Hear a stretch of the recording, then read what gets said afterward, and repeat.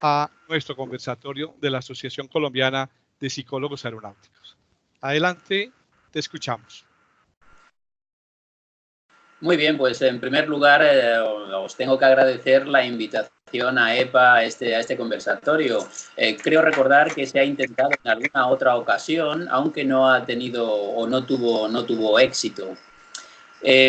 Os tengo que avisar de que yo me llevo relativamente poco tiempo en la Asociación Española de Psicología de la Aviación. En concreto, llevo creo que cuatro años y medio, 5 años exclusivamente. Sin embargo, la asociación está en marcha desde 1998. Ha cumplido ya 20 años. También es una asociación joven, pero más joven soy yo en esa asociación.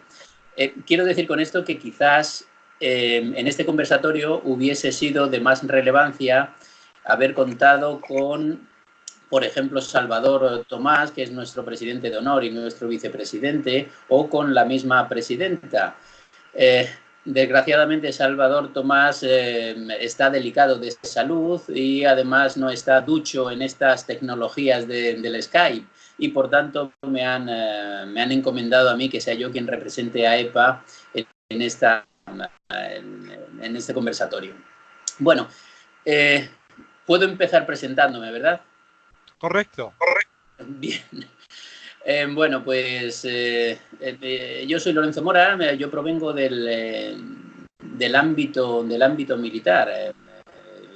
Me gradué en psicología en el año 1989, es decir, ya hace bastante tiempo, y en el momento que yo me gradué no tenía ni idea de que existía un campo aeronáutico en el que se podía implementar los conocimientos de psicología. Yo ingresé en las Fuerzas Armadas y por lo tanto soy militar. En estos momentos estoy en la reserva transitoria, es decir, he dejado mi trabajo principal de psicólogo militar y estoy dedicado a la universidad y en este caso pues a la secretaría de AEPA.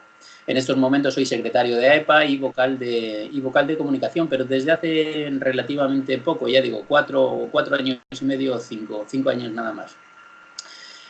El gusto por la psicología aeronáutica empezó justo en el 2006, es decir, que llevo unos 13 años dedicado al ámbito aeronáutico. Y aterricé no sé si lo conocen, en el Centro de Referencia Español en cuanto a aeronáutica, medicina aeronáutica y psicología aeronáutica, que es el Centro de Instrucción en Medicina Aeroespacial, el CIMA, que pertenece al Ministerio de Defensa. Es un organismo militar. A la vez que es militar, también realiza sus reconocimientos a pilotos civiles de compañías aéreas civiles, es decir, que compagina los dos ámbitos. Hecha la presentación de quién soy y cómo aterricé en el mundo aeronáutico, os paso a dar unas pinceladas sobre lo que es la Agencia Española de Psicología de la Aviación. En 1995, un grupo de psicólogos, varios de ellos pertenecientes a las Fuerzas Armadas, es decir, las Fuerzas Armadas de alguna manera ha sido, los componentes de las Fuerzas Armadas en aquel entonces fueron el embrión de lo que hoy es AEPA. Y en 1995 aunaron esfuerzos, intercambiaron opiniones acerca de cuál era la labor de la psicología dentro del ámbito aeronáutico. Aquello fue el germen, empezó a tomar forma y en 1998 se constituyó la asociación como tal, una asociación sin ánimo de lucro.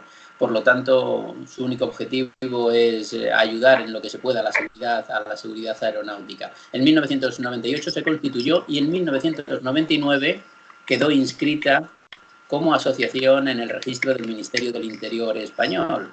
Por lo tanto, digamos que legalmente, desde 1999, es la fecha de nacimiento de la asociación.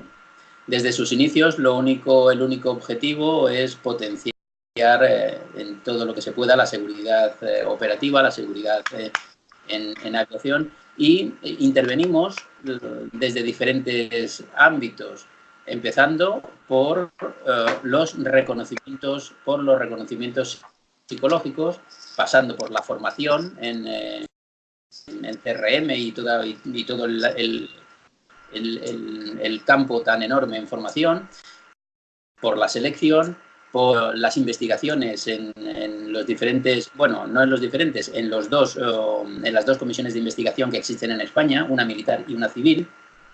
Pero todavía tenemos los psicólogos, un larguísimo camino por recorrer para que seamos reconocidos de pleno derecho, para que sea reconocida la importancia de la psicología dentro de lo que es la seguridad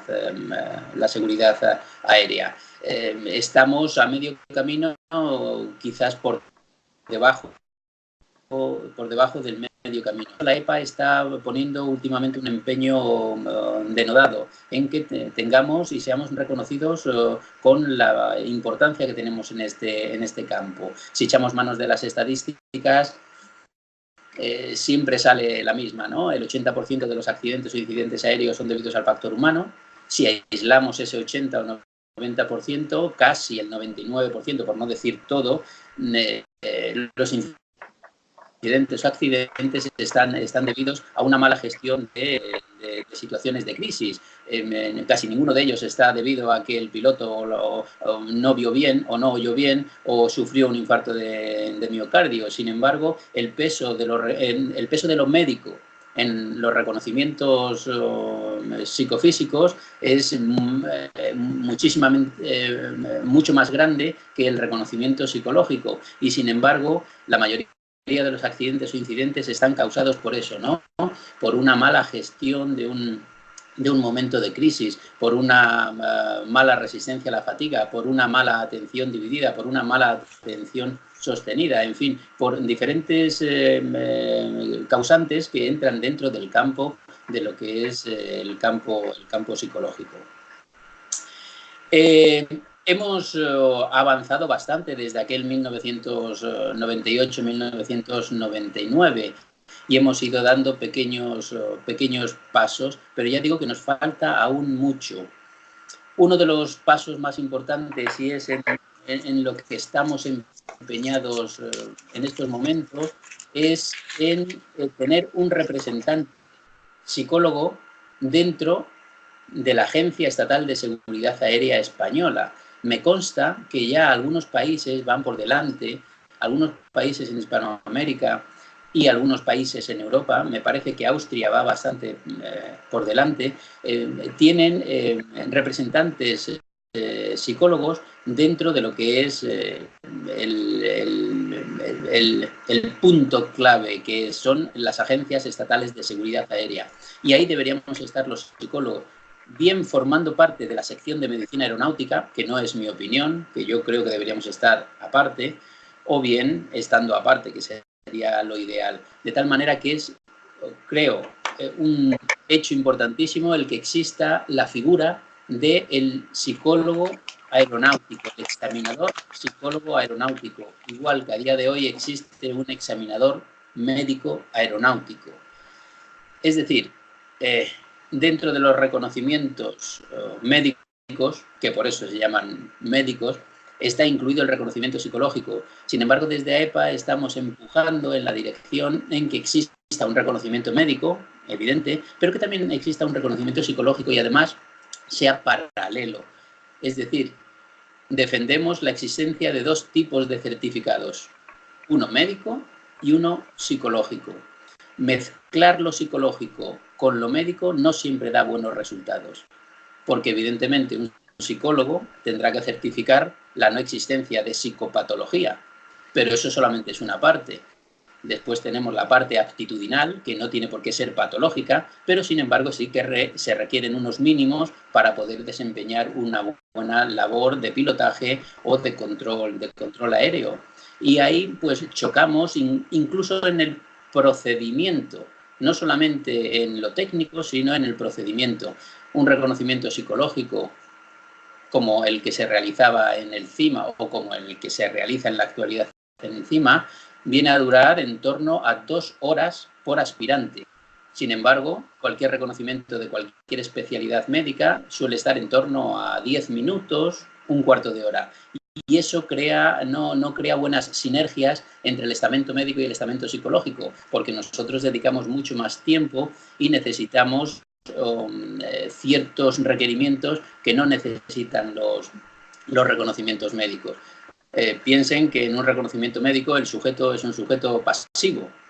Sin embargo, en el reconocimiento psicológico el sujeto es un sujeto activo. El aspirante tiene que demostrar las aptitudes que tiene. Y por lo tanto necesitamos mucho tiempo. Y ese tiempo extra que nosotros necesitamos crea verdaderos problemas en el procedimiento habitual de un reconocimiento. Es decir, uno de los objetivos que todavía no está conseguido y creo que tardaremos en conseguir es la existencia de un AP, de un psicólogo examinador aéreo, y un certificado que sea diferente del certificado médico. Sin embargo, vamos consiguiendo otras cositas. Un hito muy importante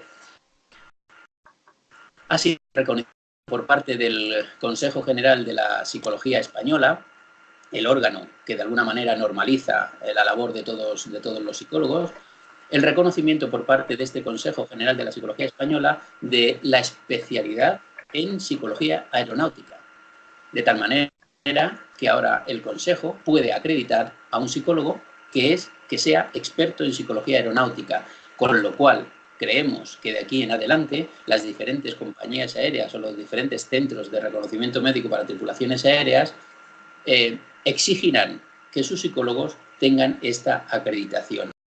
Y esto ha sido un gran hito y un gran logro por parte de AEPA. Para llegar a esta acreditación, bueno, si quieres se lo explico ahora o si no, quizás en el turno de preguntas podamos abundar en ello. Si consideras oportuno hacerlo en este momento, no hay ningún problema. Bueno, pues para que el Consejo otorgue esta acreditación hay dos vías.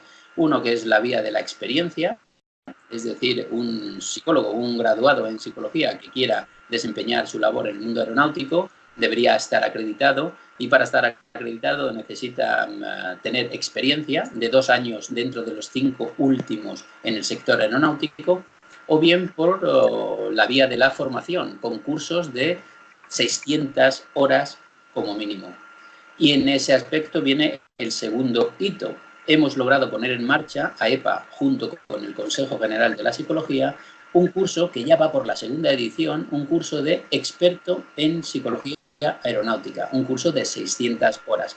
Por lo tanto, todas las personas que realicen ese curso podrán después solicitar la acreditación como psicólogo aeronáutico.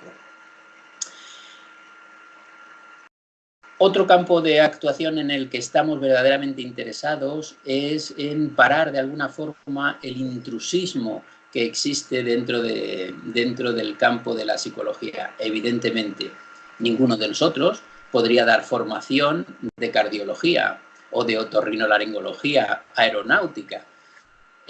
Sin embargo, parece ser que todo el mundo, pilotos, azafatos, mantenimiento de aeronaves, cualquier persona relacionada con el mundo aeronáutico está capacitado para enseñar y dar formación de factores humanos. Y ese es otro grandísimo campo de batalla que estamos empeñados en, de alguna manera, acabar con él. El gran intrusismo que existe en el campo que debería estar vedado a los graduados en psicología.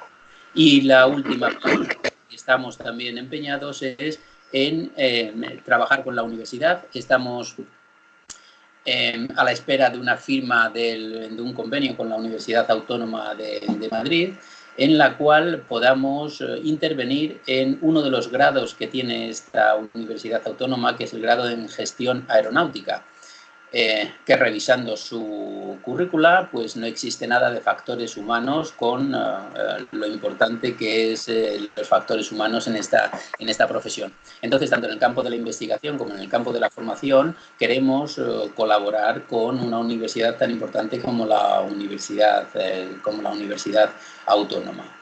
Y bueno, esos son los pasos que vamos dando. También es verdad que muy poquito a poco. La asociación es una asociación sin ánimo de lucro que tiene una junta directiva. Esa junta directiva tiene 5 miembros y esos 5 miembros pues tienen su vida y tienen su trabajo y tienen sus quehaceres. Por lo tanto, lo están haciendo, y me incluyo, lo estamos haciendo por amor al arte, quitándonos tiempo de nuestro tiempo libre. Por lo tanto, estamos intentando hacer todo lo que se pueda, pero de una manera sosegada, tranquila y más tranquila de lo que nos gustaría.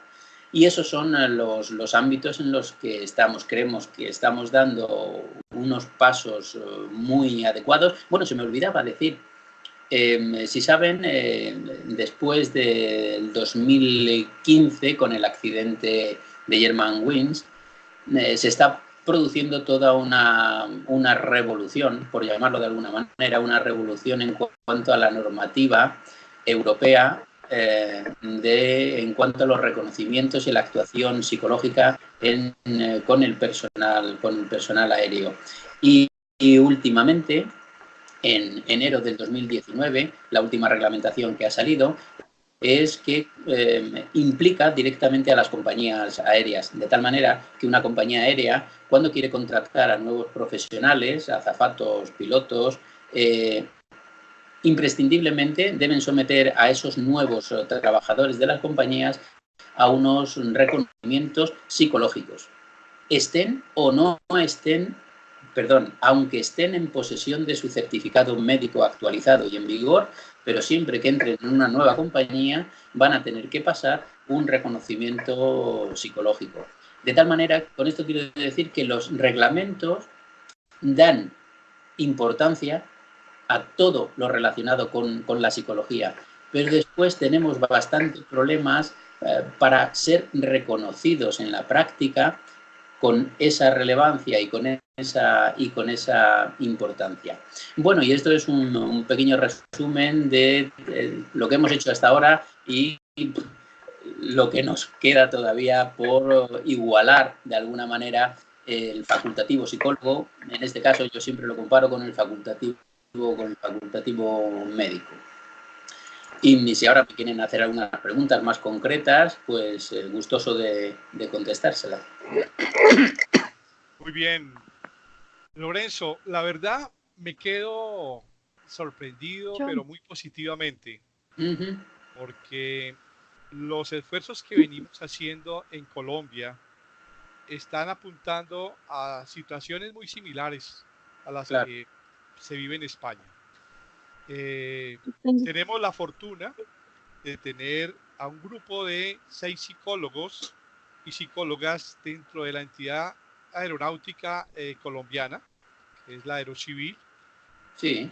Y esto nos da un peso muy importante. Gracias a ello, las observaciones y algunas recomendaciones que hemos hecho desde la asociación han sido escuchadas y han sido abordadas dentro del reglamento aeronáutico colombiano, y eso pues le da una posición de relevancia mucho mayor a la que el psicólogo tenía hace algunos años atrás. Esta es una ganancia, definitivamente un valor agregado importante que hemos sentido gracias a la existencia de la asociación. Pero lo más llamativo de todo es que percibimos que históricamente en Colombia, de la misma forma, el médico ha tenido el rol preponderante dentro de la acción de la certificación aeromédica. Y yo siento que en alguna medida ha sido porque no ha habido una posición de contundencia, una posición de liderazgo en los psicólogos vinculados al sector, que han dejado que las cosas sigan como en el pasado. Comparto plenamente la visión y el objetivo de trabajar porque ese peso quede al menos balanceado entre la participación de los médicos en la evaluación del personal aeronáutico y la posición del psicólogo en esa misma evaluación psicológica, de forma que llegáramos al momento en que habláramos de una certificación psicomédica, si se quisiera, y no solamente una certificación médica. Pero ese es un tema definitivamente de desarrollar, que seguramente en Argentina también se vive una situación de ese mismo carácter. El psicólogo se considera un recurso importante, pero la posición más relevante tal vez la puede tener un otorrino o un internista o un que esté vinculado o reconocido como médico de aviación. Pero interesante porque es un trabajo que tenemos que desarrollar mancomunadamente y debemos unir esos esfuerzos a nivel iberoamericano y por qué no a nivel internacional en general. Qué bueno porque en la Asociación Europea de Psicología de Aviación o Psicología Aeronáutica se viene ya teniendo pues un reconocimiento mucho mayor y esperamos que eso se vaya reflejando país a país y con el tiempo por toda la comunidad internacional. Compartimos la preocupación sobre el intervencionismo que llamas tú en el área de los factores humanos. Pero ¿y por qué se da? Considero que ha sido la ausencia del liderazgo del psicólogo, en alguna medida porque al no haber quien lo haga, pues tiene que aparecer quien lo dicte y las escuelas y los centros de formación, ante la ausencia de ese psicólogo formado, pues acude a que cualquier persona que tiene experiencia sea quien lo dicte. De ahí que nosotros consideramos que en Colombia lo que vimos en el pasado fue cercano al 98% procesos de autoformación de los psicólogos que llegaron al mundo de la aviación. Algunos por accidente y muy pocos por vocación. ¿Y por qué digo por accidente? Porque el tío de la psicóloga era miembro de la junta directiva de una aerolínea o porque era el psicólogo socio del centro médico y entonces tuvo la oportunidad de meterse en el tema y circunstancias de ese orden, más no el caso de personas que por pasión y por vocación se fueron metiendo, como es el caso de muy pocos, entre ellos me incluyo yo, como se incluye también Modesto en ese pequeño y selecto grupo de personas que no llegamos por accidente, sino que llegamos por más que eso, por esa motivación, por esa vocación.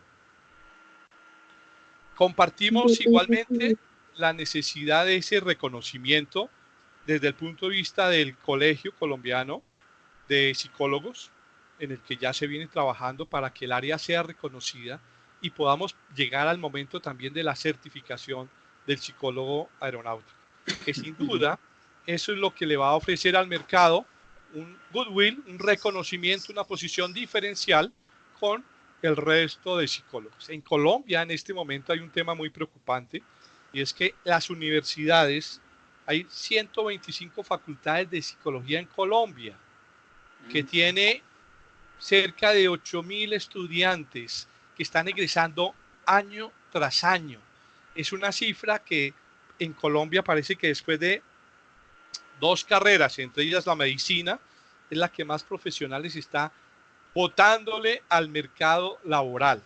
Cifra que sin duda nos inquieta, nos preocupa porque la calidad y la formación, pues hay de todo, ¿no? Hay calidad excelente y hay calidad también muy regular, tanto que se habla de algunas facultades de garaje, o sea, facultades que no tienen la proyección, la calidad, pero que el Ministerio de Educación las registra y les da su certificación. De manera que son temas bien particulares. Hay una pregunta, o que yo quiero que directamente la doctora Camila, psiconeuróloga que ha estado vinculada a la Fuerza Aérea Colombiana, nos formule directamente. Camila, te cedo el cambio para que formules tus preguntas. Adelante. Ok, buenos días, ¿me escuchan bien? No, aquí ya habilité el micrófono.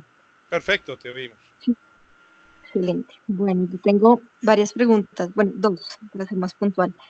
Al comienzo hablaban de la atención, de la pertinencia de la evaluación de la atención, y eso es un campo pues, que se evalúa a diario en neuropsicología, es una de las funciones superiores que se evalúan dentro de dentro de un diagnóstico neuropsicológico y que se estimulan. Mi pregunta sería entonces, en ese orden de ideas, ¿qué estudios hay con pilotos?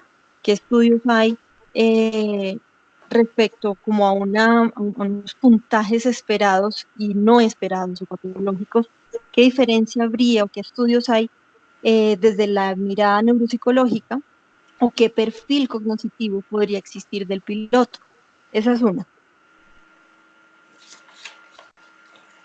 Listo. La otra, ¿hago las otras o después? Sí, por favor, de una vez las dos, con eso Lorenzo se va preparando mientras tanto.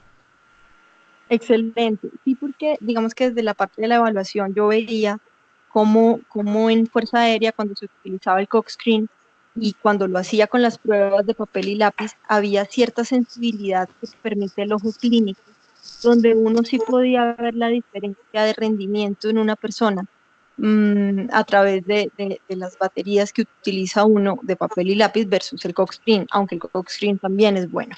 Y la segunda pregunta era,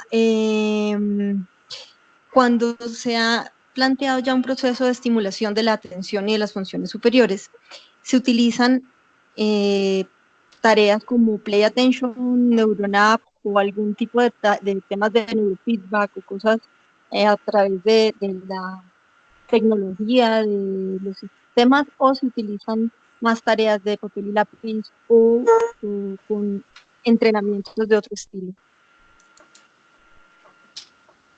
Bueno, adelante Lorenzo. Sí, fíjense, le voy a contar un poco de historia de mi llegada al Centro de Instrucción de Medicina Aeroespacial, que ya les digo que era puntero en la evaluación psicológica del personal de vuelo. Y yo cuando llegué allí en 2006 observé algo que de entrada me pareció raro. Un aspirante a piloto se les pasaba ciertas pruebas de papel y lápiz. A un aspirante a control aéreo se les pasaba las mismas pruebas.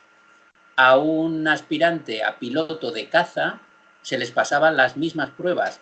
A un piloto aspirante a pilotaje de aerolíneas civiles de aviones comerciales se les pasaban las mismas pruebas de papel y lápiz. Rápidamente se me vino a la cabeza algo muy lógico. ¿Cómo puede ser que estemos utilizando los mismos puntos de corte, por ejemplo, en aptitud espacial, para un piloto de caza que para un piloto de aviación comercial? Me surgió esa duda y me surgió también la solución a mi hipótesis, que las exigencias deberían ser diferentes, porque no es lo mismo pilotar un tipo de aparato que otro tipo de aparato, o estar sentado delante de una consola, un controlador, a pilotar un helicóptero. Entonces, la primera duda que me surgió fue esa: ¿por qué se utilizan las mismas pruebas y además por qué se utilizan los mismos puntos de corte para decidir si una persona puede o no puede empezar su formación como controlador o como piloto de caza o como piloto de aviación comercial o como piloto de helicóptero? Claro, empecé a desarrollar, empecé a investigar y empecé a tomar datos. Una de las principales cosas que tenemos en los centros de reconocimiento, sobre todo en el CIMA, es que los datos nos llegan por sí solos, no tenemos que ir a buscarlos, porque nosotros estamos continuamente reconociendo tanto a pilotos civiles como a pilotos militares, sobre todo pilotos militares, porque tienen la obligación de acudir al CIMA. Entonces empecé un recopilatorio de datos para saber si existían diferencias significativas entre los diferentes colectivos en una materia muy específica, que es en la aptitud espacial puesta en práctica a la hora de pilotaje. Y efectivamente salían diferencias entre los colectivos, y no solamente que salían diferencias, sino que aplicándole los ANOVAs correspondientes y las diferentes pruebas estadísticas, las diferencias eran significativas. Evidentemente, un piloto de caza tenía una aptitud espacial muchísimo superior a la que puede o la que tenían por término medio los pilotos de aviación civil. No así tanto los pilotos de helicóptero. Los pilotos de helicóptero estaban bastante igualados con los pilotos de caza. A partir de ahí me surgió una duda, no una duda, sino una inquietud, y estando en un sistema público como era el CIMA, dependiente del Ministerio de Defensa, solicité la compra de material de última generación para poder desarrollar no estas investigaciones, sino estas evaluaciones psicológicas de una manera fiable y válida. Y decidimos comprar un sistema austriaco denominado Viena System, con una serie de pruebas que nosotros considerábamos que podían evaluar lo que es el desarrollo del trabajo de piloto o del trabajo de controlador. De tal manera que abandonamos esas pruebas de papel y lápiz, incluso abandonamos también el Koch Screen, porque tenía un formato informático obsoleto que ya no se adecuaba a los nuevos ordenadores, y por lo tanto adquirimos este nuevo sistema, Viena System, que además implementa una teoría de los test que no es la teoría clásica de los test, sino la teoría de respuesta al ítem. Es decir, que la prueba va cambiando conforme la forma de contestar de la persona en concreto, de tal manera que se va adaptando a la forma y saca lo verdaderamente individual de cada persona. Es decir, la teoría de respuesta al ítem junto con lo informático crean unas pruebas que son específicas para cada persona. Diferente de las pruebas de papel y lápiz. Las pruebas de papel y lápiz son los mismos ítems, el mismo tiempo para responder y no se mide otra cosa. Sin embargo, con esta teoría de respuesta al ítem y el material informático, se saca la curva verdadera, la curva de respuesta verdadera del sujeto que está contestando. Una de esas pruebas, porque la pregunta era la atención, la primera pregunta, una de esas pruebas, o donde más hincapié, en una de las que más hincapié hicimos, es en la atención, en dos tipos de atención. En la atención sostenida, es decir, en la resistencia a la fatiga que puede tener una persona en cuanto a controladores, pero en cuanto a pilotaje, en la atención dividida y en el estudio de la consciencia situacional. Hasta qué punto una persona es capaz de mantener su consciencia situacional en trabajo de estrés. Bueno, pues esas pruebas vuelvo a repetir, Viena System, medía perfectamente esos tipos de atención. Y nosotros nos dedicábamos a una parte importante de esa selección, no psicopatológica, sino de aptitudes, era de esa atención dividida. Cómo podemos mantener la atención en dos tareas a la vez, pero con trabajo en estrés. Y cómo una persona puede mantener la conciencia situacional con esa atención dividida. Por lo tanto, la atención creo que es algo, una piedra angular dentro de las aptitudes que hay que medir dentro de la labor de pilotaje. Ya digo, el CIMA utilizaba Koch Screen, aunque no sé si lo utilizó de manera masiva, pero después abandonó por el papel y lápiz, y desde el 2010 estamos trabajando con esta prueba que se llama Viena System de una compañía austríaca, de Schufrier. Son bastante costosos económicamente, y actualmente el CIMA está dotado creo que de 10 equipos, de tal manera que pueden ser evaluados 10 personas a la vez. Con lo cual, esto que yo comentaba al principio de las dificultades procedimentales entre la forma de trabajar médico y la forma de trabajar psicólogo, de alguna manera se ha solventado, porque tenemos 10 equipos que podemos estar con 10 personas a la vez, de tal manera que se reduce mucho el tiempo de actuación. En cuanto a la otra pregunta, que me parece, es que no lo he entendido bien porque se iba la voz, era con respecto a la investigación en neurofeedback, ¿puede ser? Bueno, de la primera pregunta era también si existían artículos o algo que diera como unas tasas de respuesta, porque a nivel personal, cuando yo evalúo un adulto sano, sus respuestas en la tarea de rastreo visual, que es el test de caminos. Perdone, un momento, es que no le escucho muy bien. Si quieres, Cami, para evitar sí. la dificultad, Sí. escríbela, porque en efecto se está perdiendo la señal. Tengo entendido que no estás en Bogotá, no sé si estás viajando, y la señal va y viene. Entonces es incómodo de pronto escribirla, o si quieres grábala y yo la retransmito o la retransmitimos de alguna otra manera para que no tengamos... Sí, puede ser, la grabas a través de WhatsApp y yo la reproduzco en vivo por Skype. Entonces voy a quitar el sonido de Skype y te la mando por WhatsApp. ¿Por el texto en Skype? Listo, si quieres entonces por el texto en Skype. Yo estaré, bueno, aquí estaremos atentos porque la veríamos simultáneamente. Muy bien.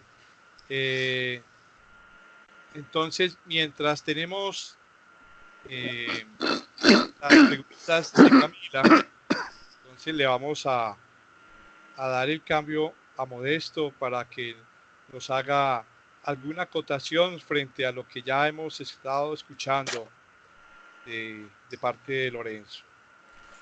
En primer lugar, quiero agradecerle a Lorenzo la deferencia de que comparta con nosotros estos temas tan valiosos.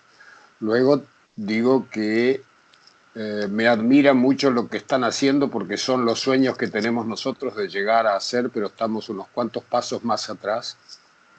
Aquí también coincidimos en la necesidad de que exista el psicólogo examinador aeronáutico.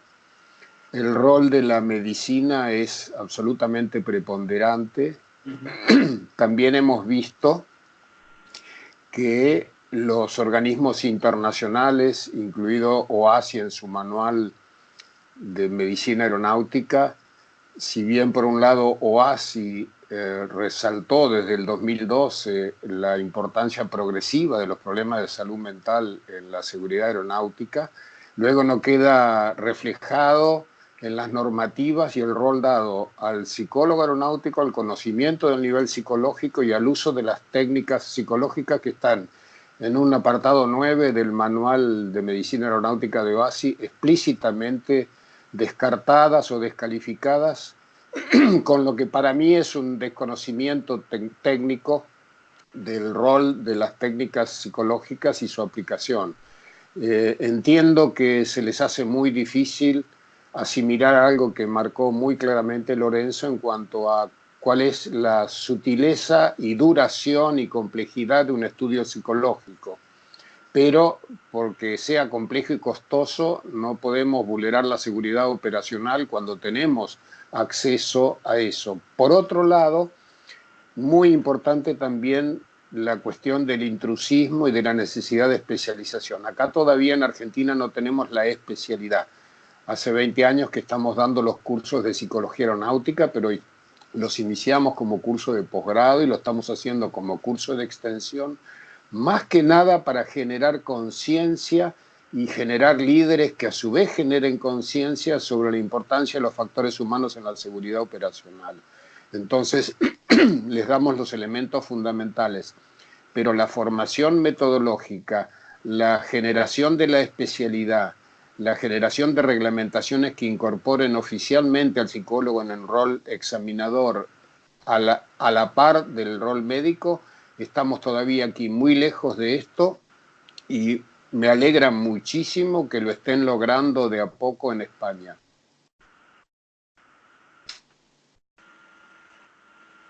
Pues sí, la verdad que es así, lo estamos logrando, pero de a poco. Es muy duro. Muy poco a poco, incluso algunos costándonos hasta la salud. Porque ponemos mucho empeño en ello y posiblemente nos cueste y nos haya costado hasta la salud, y algunas relaciones sociales también han sido deterioradas por apoyar esta iniciativa de colocar al psicólogo, al facultativo psicólogo, a la altura del facultativo médico. No queremos estar por encima ni por debajo, pero queremos estar a la altura. Correcto. correcto. Pero no tenemos la ayuda de la industria de los laboratorios como tienen los médicos, que dan más recursos para desarrollar. Eso, yo siempre lo digo, la sartén, el mango de la sartén, decimos aquí en España, que está sostenido por el estamento médico. Por lo tanto, esa pérdida de poder, yo creo, antes decía Santiago, que quizás nos falte a los psicólogos algo de iniciativa. No es, se lo aseguro que no es mi caso, no es tanto por falta de iniciativa como por reticencias del estamento que tiene el poder de dejar parte de ese poder. Creo que ahí está la clave. De pronto, hoy el tema no es tal vez iniciativa, sino tal vez la palabra más adecuada sería liderazgo. Porque en el caso de Colombia al menos, lo que se veía en el pasado es que el mismo perfil de los psicólogos que trabajaban en el mundo aeronáutico era muy de modelo clínico, muy de enfocarse a trabajar dentro del consultorio, a hacer sus evaluaciones y no tener una visión sistémica, una visión macro de 360 grados. Sí. Y eso ayudó en el pasado a que se le viera únicamente en una posición de chequeador, de entrevistador, de evaluador, de implementador de pruebas, si se quiere. Entonces, cuando hago referencia al liderazgo es tener esa visión más administrativa, esa visión más de conjunto, en donde los pares no solamente deben quedarse quietos allí haciendo su certificación médica en el centro médico, sino abordar otras áreas, pero si tampoco hay la formación, tampoco hay como el espacio para que ello se dé. Por eso, esa necesidad de cambio se ha venido gestando y hemos avanzado y hemos dado unos pasos significativos, pero lo que sí sentimos es que tenemos mucho camino por recorrer, que se convierte en el gran reto no solamente de nuestra generación, sino de las futuras generaciones de psicólogos que lleguen al mundo de la aviación. Y por eso la formación se convierte en la herramienta que va a dar a futuro a ese recurso humano de profesionales herramientas para poder abordar con una posición mucho más estratégica, mucho más administrativa, una visión en la que la persona pueda llegar a abordar muchos más temas y no solamente lo que es en sí la evaluación que es psicológica. A colación de esto último que has dicho, os digo que en los centros de reconocimiento médico para tripulaciones aéreas, que en España hay 15, la exigencia que AESA, la Agencia Estatal de Seguridad Aérea Española, pone para trabajar en alguno de esos centros, de esos 15 centros, la exigencia que pone al psicólogo es que sea psicólogo, claro, evidentemente, pero que además tenga la especialidad de clínica.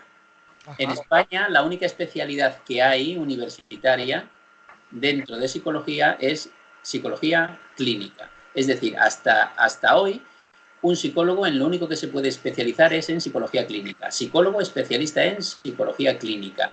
No hay otra especialidad. Por lo tanto, en esos centros de reconocimiento médico se exige la especialidad de clínica. Lo que intentamos ahora es que AESA, aparte de la especialidad de clínica, demande el estar acreditado en psicología aeronáutica, que es la acreditación que acabamos de conseguir por parte del Consejo General de la Psicología de España. Por lo tanto, intentamos que el psicólogo sea especialista en clínica, pero tenga otro adjetivo calificativo más, es el acreditado en psicología aeronáutica por el Consejo General de la Psicología. Pero a día de hoy lo único que se exige es psicólogo clínico dentro de esos centros de reconocimiento. Es claro. Y esa misma es la situación que nos lleva a todos los psicólogos a tener una posición relegada en alguna medida. El médico no la tiene, el psicólogo sí. Bueno, llegó la pregunta, perdóname, llegó la pregunta de Camila. Sí. Que se me hizo la pregunta de Camila. Se me respondió, la vi hace 2 segunditos. ¿Por qué no la estoy viendo? Ok, ya. Dice, la primera pregunta, ¿existen estudios de un perfil de piloto? Porque quiero hacer investigación para establecer un parámetro adecuado, ya que cuando evalúo un adulto sano en un test caminos, atención focalizada, alternante y rastreo visual, lo desarrolla entre 30 y 59 segundos. Y un adulto con deterioro cognitivo puede llegar a hacerlo en 1 minuto y 20 y un piloto en 19 segundos. Sí. Bien. Me está preguntando que si existe algún estudio. Sí. Existen estudios de ese tipo, pero son estudios particulares míos a la hora de desarrollar mi trabajo dentro del Centro de Instrucción de Medicina Aeroespacial. Es decir, como les comenté, yo cuando llegué allí establecí tipos diferentes de pruebas y tipos diferentes de puntos de corte para cada uno de los profesionales dentro del mundo de la aviación.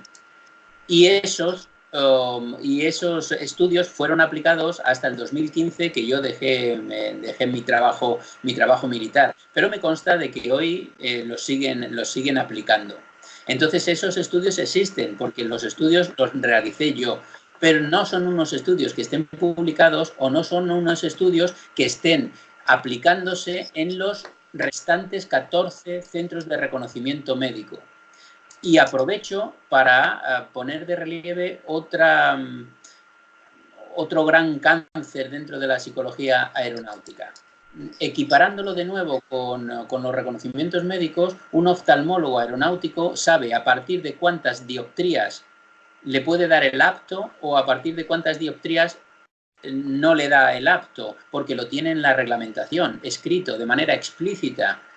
Sin embargo, los psicólogos no tenemos ese respaldo normativo, de tal manera que los 15 psicólogos de los 15 centros de reconocimiento podemos estar haciendo cosas diferentes y estamos actuando bien, porque no tenemos una normativa que diga qué es lo que tenemos que hacer los psicólogos, qué pruebas aplicar los psicólogos y qué puntos de corte establecer los psicólogos, de tal manera que no existe una coordinación a nivel español, pero ojo, lo que es más preocupante, tampoco existe una coordinación a nivel europeo y la reglamentación es europea, pero no existe una coordinación a nivel europeo. Pongamos un ejemplo. Un piloto pasa reconocimiento médico en España y el oftalmólogo le dice que con 4 dioptrías no puede ser piloto. Si se va a Portugal o a Francia, el oftalmólogo le va a decir lo mismo. Sin embargo, en España, ese aspirante pasa reconocimiento psicológico, pero si se va a Portugal no lo pasa, porque no está establecido por sistema. Es decir, nos estamos moviendo en tierras movedizas que no dan seguridad ni al aspirante que viene a ser evaluado, ni al profesional que está evaluando. Por lo tanto, los estudios existen, pero son estudios realizados, en este caso concreto, por mí. Y creo que son buenos, y yo los apliqué, y los están aplicando ahora en el CIMA. Pero en otros centros no sé si los estarán aplicando o no los estarán aplicando. No sé si me explico, no sé si explico bien el estado actual de la cuestión. Lorenzo, una pregunta. Indudablemente que ese se convierte en un reto muy importante de poder en alguna medida, frente a investigaciones transversales realizadas en otros centros, en otros países, claro, es una oportunidad para llegar a esa estandarización. Yo soy de los que considero que esas estandarizaciones tendrían que ser revisadas, ser evaluadas para que tengan una validez, digamos que tenga ese mismo criterio. Has dicho con claridad el caso del optómetra, sí, donde hablas de esa unidad y eso es operativo en todas partes. Eso es. ¿Qué nos faltaría? Sería una pregunta que te haría. ¿Qué nos faltaría a todos los psicólogos aeronáuticos de diferentes regiones del mundo? El que llegásemos a ese momento, a tener ese mismo criterio siempre. Claro. Y no seguir en esas tierras movedizas como claramente lo vemos, porque en Colombia igual, en un centro médico, unos dicen yo valoro esto, el otro valora aquello, aunque hay ciertos criterios generales, igual la medida, el instrumento de medida del psicólogo puede tener calificaciones completamente diferentes.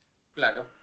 Yo tenía establecido, y generalmente porque la AESA, la Agencia Estatal Española, sí que ha hecho dos intentos de coordinar la actuación de los psicólogos en los diferentes centros de reconocimiento. Sí que ha hecho 2 intentos, pero desde mi punto de vista son 2 intentos casi fallidos.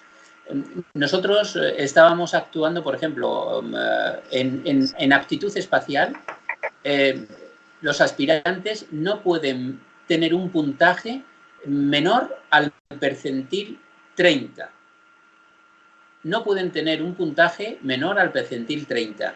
Pero este percentil se usaba para pilotos de aviación civil, para pilotos de helicóptero, para controladores o para pilotos de caza. Claro, yo me llevo las manos a la cabeza, digo, eso no puede ser. Y entonces empecé a desarrollar la investigación que establecía diferentes puntos de corte para los diferentes... Y esto es a lo que tenemos que llegar, a tener una coordinación de todos los psicólogos a la hora de actuar, porque eso crea inseguridad a los aspirantes, pero también crea inseguridad al propio psicólogo que está... Claro, porque yo me voy a la cama con grandes remordimientos de conciencia y me pregunto... el rechazo que yo he tenido hoy en día a esta persona, que le he frustrado su objetivo de vida, ¿habré hecho bien o habré hecho mal? Porque en realidad no hay ninguna normativa que respalde lo que yo he hecho. No sé si me explico. Pero total. En otras palabras, yo diría que es solamente la investigación que no tiene en este momento una socialización, o la investigación que no se realiza es la que no nos ayudaría. Quiero decir, en otro sentido, que si tenemos investigación que nos soporta y es una investigación que podemos socializar, podríamos llegar a tener ese momento de acercarnos a esos parámetros y tener ese mismo criterio de medición, no importa en dónde se encuentre, pero sí asociado al tipo de piloto o al tipo de personalidad que se va a enfrentar al mundo de la aviación en tantos y tantos y tantos campos que hay.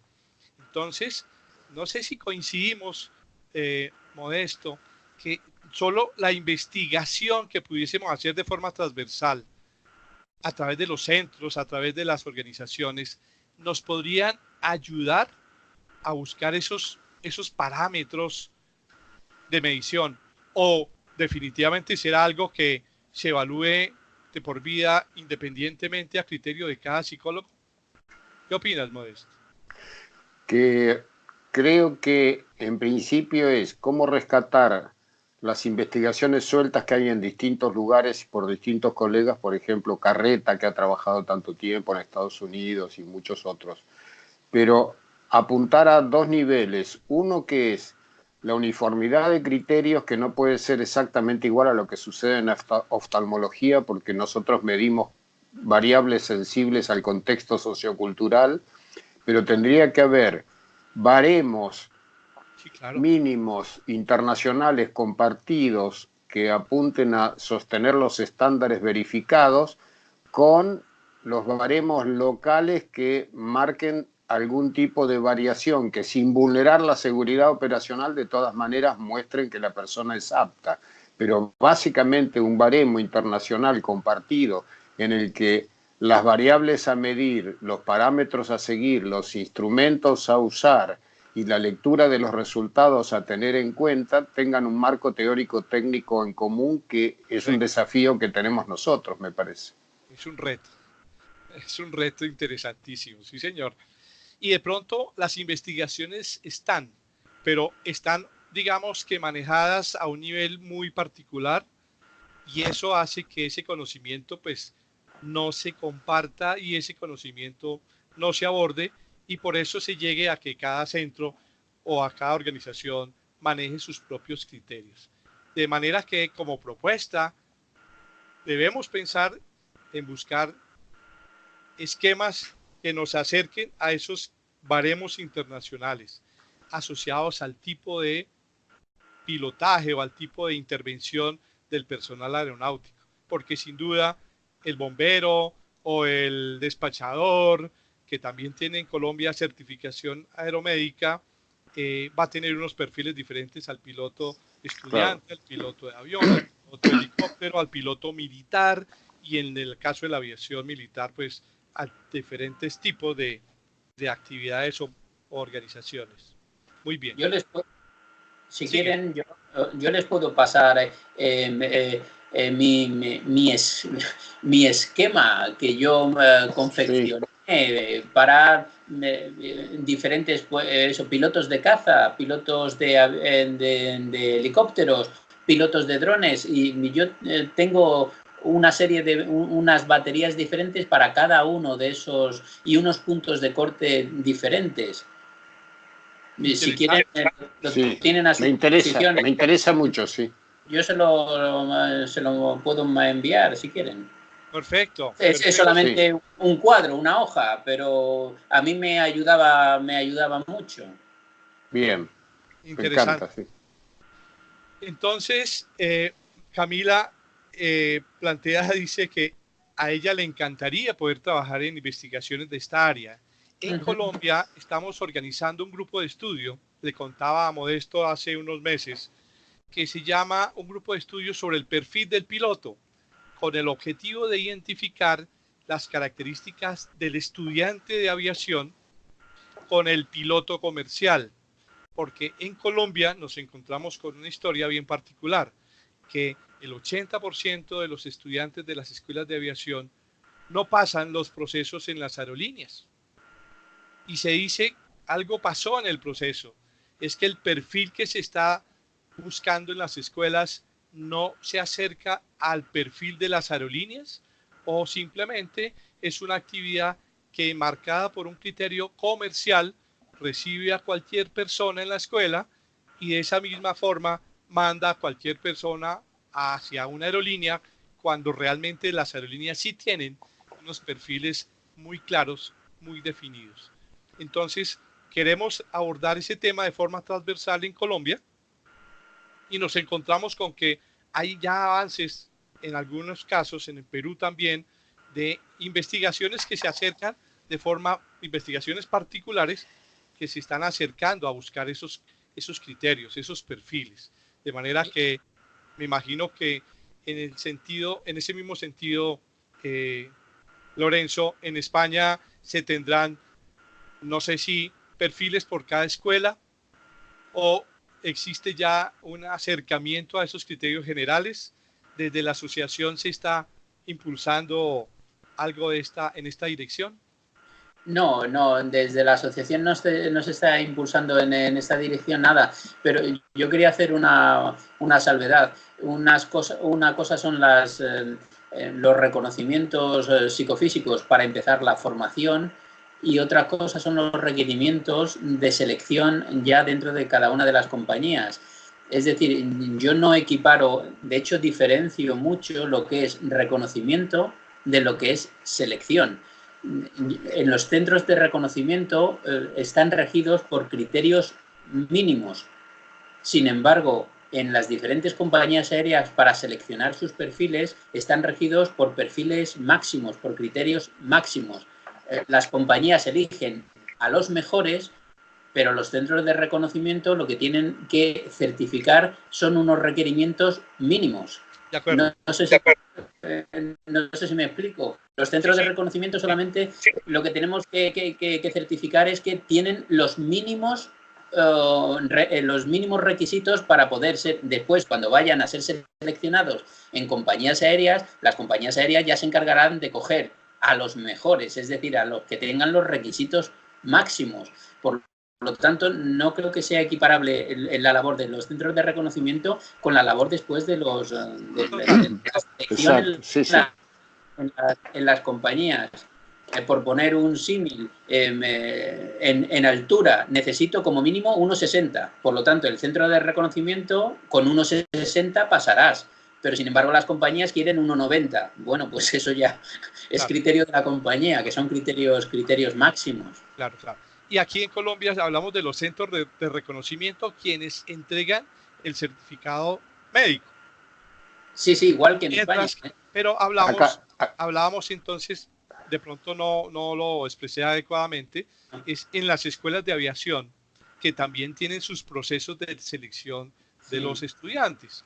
Ese es ahí donde nosotros vemos la disparidad en el proceso, porque vemos muchas veces que no hay una alineación con los perfiles del piloto comercial en las escuelas de aviación en su proceso de formación. Es que en Argentina pasa, sí.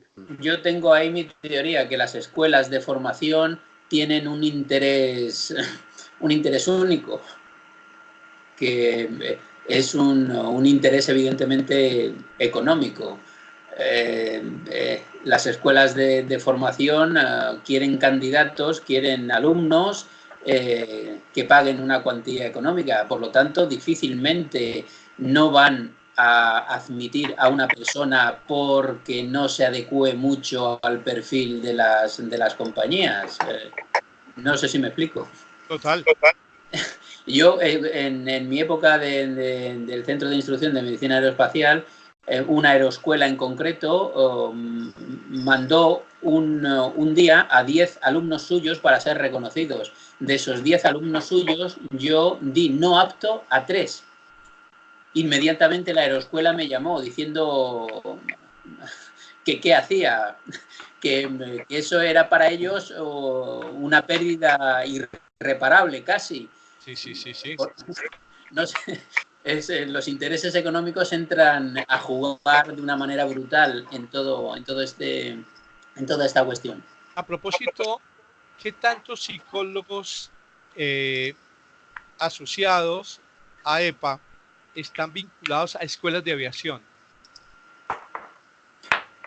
Pues ese es ¿Un porcentaje importante o un porcentaje bajo? No, un porcentaje bajo, un porcentaje muy bajo. Un porcentaje muy bajo de los... personalmente creo que conozco a 2 o 3, no creo que haya muchos más. No creo que haya muchos más. De hecho, solamente hay 5 centros de reconocimiento médico en España, 15 centros de reconocimiento médico, y no todos los psicólogos de esos centros de reconocimiento médico están asociados a EPA. Y en las escuelas, y en las escuelas de aviación como centros de formación para pilotos. Sí. Porque hablamos de escuelas de aviación por una parte y hablamos de los centros de evaluación, ¿cierto? Como dos elementos completamente diferentes. ¿Las escuelas de aviación tienen psicólogos? Las escuelas de aviación suelen tener psicólogos, lo que ocurre que son puestos de trabajo en precario. Los tienen en tanto en cuanto necesitan su trabajo, no son, digámoslo así, permanentes, en plantilla.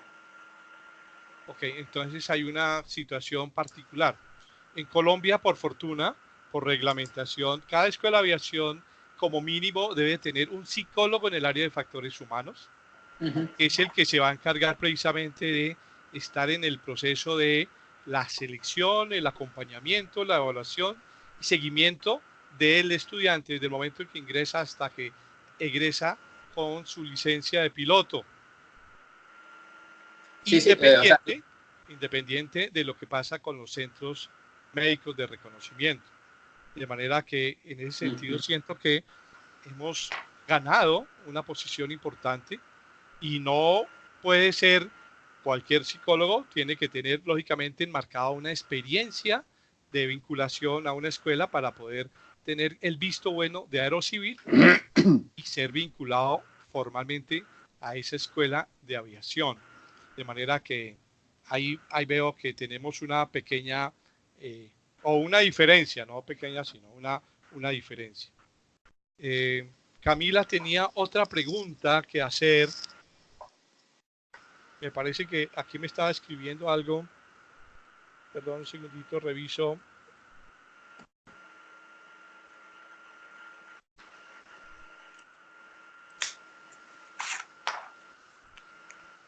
Ok, listo, no, haciendo referencia al interés de ella en el tema de la investigación. Listo, Camila, ya sabes que está en proceso de formación. Acabo de volver a poner el micrófono. Tu ¿Sí? señal se interrumpe horriblemente. Si quieres participar, te invito a que escribas en el chat, por favor. La segunda pregunta está debajo de la primera. Espera, listo, qué pena. Entonces dice, cuando estimulan, ¿qué estrategias usan? Conozco y uso tareas de papel y lápiz y el sistema Play Attention, pero sé que hay más sistemas como el Neurofeedback y el Neurup. Yo quiero hacer esa investigación.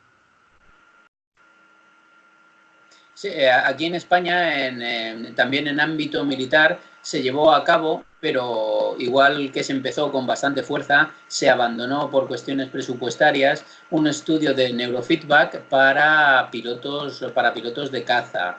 Se compró cierto aparataje y después hubo algún problema económico, de tal manera que esa investigación se dejó de lado, pero yo creo que es una investigación que prometía. Era neurofeedback a través del condicionamiento operante y me estaba dando buenos resultados. Se ensayó me parece que con 3 o 4 pilotos de caza, pero esa investigación se dejó de lado. De ahí mi interés o interés de AEPA por entrar en asociación y en colaboración con universidades que son las que verdaderamente tienen ese potencial y ese personal cualificado para llevar a cabo las investigaciones. Por ejemplo, la Universidad Nacional de Educación a Distancia desarrolló un trabajo de dilatación pupilar para detectar cuando los pilotos entraban en hipoxia o no entraban en hipoxia, mucho antes de que sintieran los síntomas de hipoxia por la dilatación pupilar. Y me consta que están en otra serie de investigaciones también centrados en los movimientos oculares, que son unas investigaciones muy prometedoras y muy llamativas. Pero yo creo, sinceramente, que eso debe estar impulsado desde el ámbito de la universidad, que son realmente quien tiene los conocimientos técnicos para poder desarrollar una investigación con todas las garantías posibles. Y nosotros estamos empeñados. El día 6 de junio vamos a tener una reunión con el coordinador del grado de gestión aeronáutica de la Universidad Autónoma para ver si podemos poner en marcha algún proyecto de este tipo. Total acuerdo, y esa estrategia pienso que es funcional. Aquí venimos trabajando de forma articulada con la Asociación Colombiana de Facultades de Psicología, con el ánimo de promover la investigación en el campo de la psicología aeronáutica, como bien lo decías, porque tienen la capacidad estratégica, tienen los recursos que en un momento determinado la asociación no tiene, pero desde la asociación sí estamos en la actitud de promover la investigación. A propósito, ya para ir cerrando el tema y nuestro conversatorio, agradeciendo a Lorenzo, a Modesto y en este momento también a Camila, que están presentes ese tiempo, ¿qué tanta investigación realmente se está haciendo en España? ¿Se hace investigación en España en el área de psicología aeronáutica?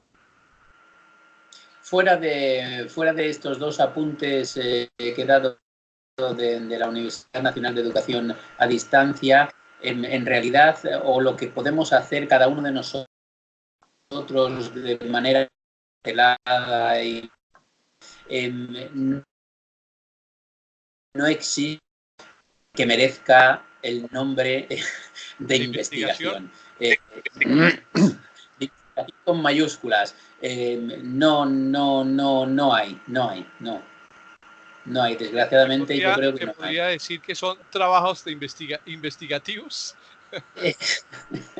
trabajos investigativos quizás... Sin el rigor científico y metodológico. Exactamente. Y eso es lo que echa por tierra cualquier tipo de iniciativa, si no hay un cierto rigor científico. Por eso yo soy un defensor de llevarlo a cabo, pero siempre en colaboración en un entorno científico como es la universidad. Excelente. Bueno, para finalizar, Modesto, una ronda de participación tuya, un comentario, unas palabras de cierre, si eres tan amable. Bueno, en primer lugar, felicitarte por la iniciativa, a ti y a la Asociación Colombiana de Psicología Aeronáutica por generar este conversatorio que es tan rico y que nos estimula tanto, y tener el privilegio, y yo como miembro desde Buenos Aires de AEPA, sí, tengo un agradecimiento enorme y una gran felicitación a la tremenda tarea que hacen, que sé los costos personales que eso significa, pero también valoro especialmente el estímulo que es para todos nosotros ver lo que han logrado, lo que van logrando, hacia dónde apuntan, y creo que nos marcan caminos a seguir para inspirarnos, porque muy despacito, unos cuantos pasos atrás, estamos siguiendo la posibilidad de jerarquizar el rol de la especialidad en psicología aeronáutica, que es de una función importantísima en la seguridad operacional, que es lo que a todos nos desvela, ¿no? Perfecto, Modesto. Muchísimas gracias por tu intervención, tus palabras. Rico contar con tu presencia. Nos honras en estos conversatorios siempre. Bueno, Lorenzo, pues darte las gracias y decirte que nos sentimos muy complacidos porque hemos abierto ese vínculo que espero se siga construyendo en pos de una alianza, en pos de alinear acciones que pudiesen ser como resultado, obtener mejor como resultado unos valores agregados para nuestros psicólogos en Colombia, nuestros asociados en Colombia, y qué bueno que ese ejemplo y esa historia que nos has contado hoy, pues también nos permita tener una ubicación y tener una conciencia situacional de lo que estamos haciendo los psicólogos aeronáuticos en Colombia, lo que se viene haciendo en Perú, en Argentina, en México, en Estados Unidos y por supuesto en España. De manera que quedamos gratamente satisfechos del contacto y esperamos que las puertas queden abiertas de forma permanente entre nuestras asociaciones. Adelante, Lorenzo. De acuerdo, pues el agradecimiento es mutuo. A la segunda ha podido ser, según tengo entendido, pero sumamente agradecido por esta invitación. Por cierto, a Santiago te tengo que dar recuerdos porque hoy es sábado. Creo que el martes o el miércoles tuve otro conversatorio con 3 alumnos de la Universidad de Colombia, también haciéndome preguntas al respecto, y me dijeron que te saludara de su parte. Uno de ellos, que era el contacto, creo recordar que se llamaba Christopher, y estuve 1 hora. Por cierto, qué duros son, cuántas preguntas me hicieron y me sometieron a un tercer grado. Y me dijeron que te lo comentara y que te diera saludos porque también estuvieron en contacto contigo, creo. Bueno, aparte de esa anécdota, ha sido el comienzo, y espero tener que AEPA y la sociedad colombiana y la argentina y todas las hermanas de Hispanoamérica tengamos ese trabajo en común y pongamos en común todo lo que estemos haciendo, porque es la única manera de colocar al facultativo psicólogo en el lugar que se merece en este ámbito. No hay otra vía para lograrlo. Así que súper contento de haber estado en este conversatorio con vosotros. Pues, Lorenzo, un saludo súper extensivo a todos los miembros de la Junta Directiva, Espero que nuestro vicepresidente se siga recuperando. Sí. Y bueno, ya tendremos oportunidad de retomar porque definitivamente son más los aspectos que nos alinean y son más los aspectos que nos unen en pro de esa labor de reconocimiento del psicólogo aeronáutico. De manera que un gran abrazo y un feliz resto de tarde en España. Igualmente para ti, Modesto, una feliz tarde en Buenos Aires. Y desde acá quedamos entonces siempre QAP. Quedamos QAP en la frecuencia, señores. Muy bien. Buen día y gracias. Felicidades. Un abrazo. Chao, chao. Adiós. Adiós.